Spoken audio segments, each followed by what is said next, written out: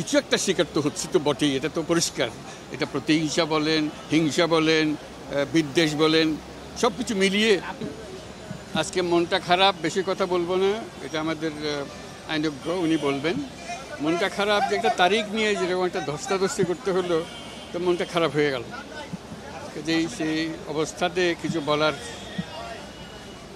উৎসাহ পাচ্ছে না।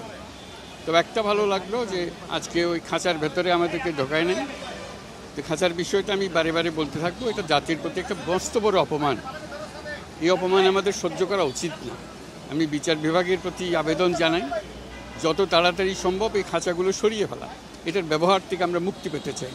এটা সবাইকে জানিয়ে গেলাম। আপনারাও বারে বারে লেখেন যে বলছি এটা মানবতার প্রতি অপমান। এটা তো কেন মানুষকে পশুর মতো খাঁচায় ভরে রাখবে কেন? এটা কোনো বিষয় হলো না, এটা কোনো বিচারের বিষয় না, কিছু না। এটা নেহায়ত একটা অপমান করার বিষয়, সারা জাতিকে অপমান করার বিষয়।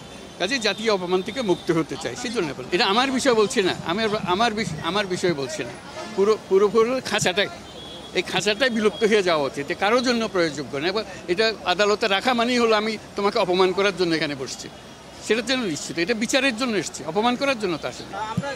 এটা যে কেউ আদালতে উপস্থিত ছিল, তো এটা মনে হবে একেবারে তাৎক্ষণিকভাবে একটা বিচার শেষ করে ফেলতে চাচ্ছে, এরকম একটা মনোভাব আসছে। কাজে সেটা নিয়ে একটু সন্দেহ প্রকাশ করছি। এটা প্রথম কথা হলো যে এই বিষয়গুলোর কোনো ভিত্তি তো নাই।